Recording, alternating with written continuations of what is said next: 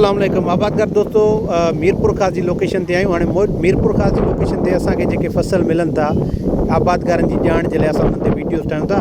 हीअ असांखे छोकिरो हिकिड़ो मिलियो आहे जेको चए थो त माना हिन जो ॿिज एकड़ जो ॿिज तक़रीबन 70,000 रुपए जो 20 किलो असांखे मिलियो। ठीकु आहे, माना हिकिड़ो त माना 20 किलो ॿिज जो असांखे कंफर्म थियो ऐं हीअ चए थो त माना हिन जो ॿिज इन खां महांगो बि आहे या इन खां इहो ई आहे, माना इन खां सस्ते वारो आहे। हा, माना ऐं हिन में जेकॾहिं असां मिसाल 20 किलो ॿिज विठूं त हिन में ॿिया कहिड़ा ख़र्चा आहिनि?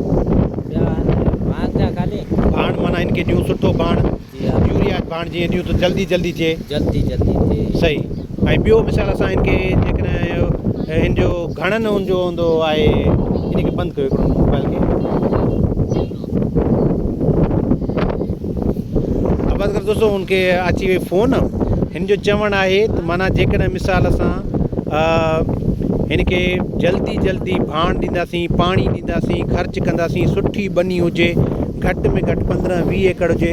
हाणे हिते त 5-5 एकड़नि वारा बि आबादगार कमाइनि पिया था न, छाकाणि त 2-2, 3-3 एकड़ वारा आबादगार हिते मशीनरी जाम आहे, हीअ एक्सपोर्ट थींदो आहे।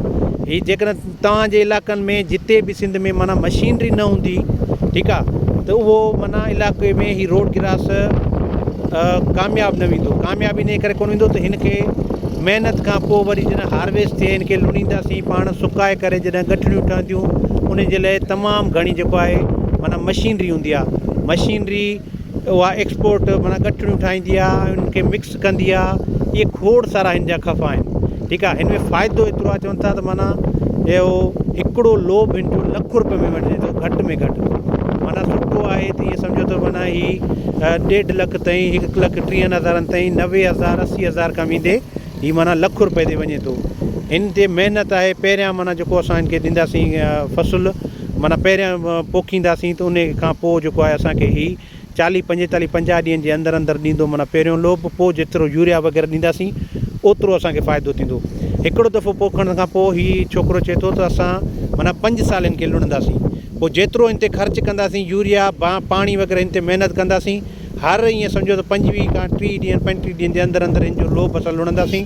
ऐं उहो लोब असांजो फ़ाइदो एतिरो आहे जो जेकॾहिं 5 सालनि जी पाण कैलकुलेशन कयूं त पाण खे माना तमामु घणो फ़ाइदो आहे। सो इहे ॻाल्हियूं आहिनि, इन्हनि खे सोचणो पवंदो, सम्झणो पवंदो त माना असां जेकॾहिं मिसाल को दोस्त मका थो हिन पासे वठंदो त उन हिसाब सां सोचे सम्झे, छो जो ज़मीननि जूं सुठी ज़मीन हुजे।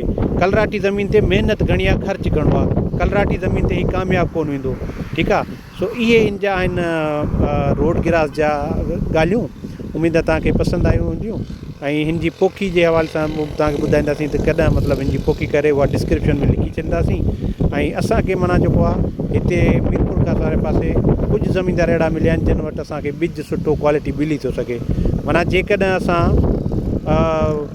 2 एकड़ हुजनि, हिन पासे मका थो हुजे त उन ते 80,000 रुपया या ₹1,00,000 या 70,000 या 60,000 मका थो आहे, सुठी बनी।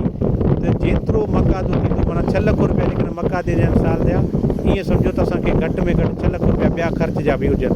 पहिरियों ख़र्चु हिन ते आहे, पोइ इंशाअल्लाह ताला हिन ते तमामु घणो फ़ाइदो आहे। वीडियो पसंदि अचे लाइक एंड शेयर ज़रूरु कजो। तव्हां सभिनी वॾी महिरबानी।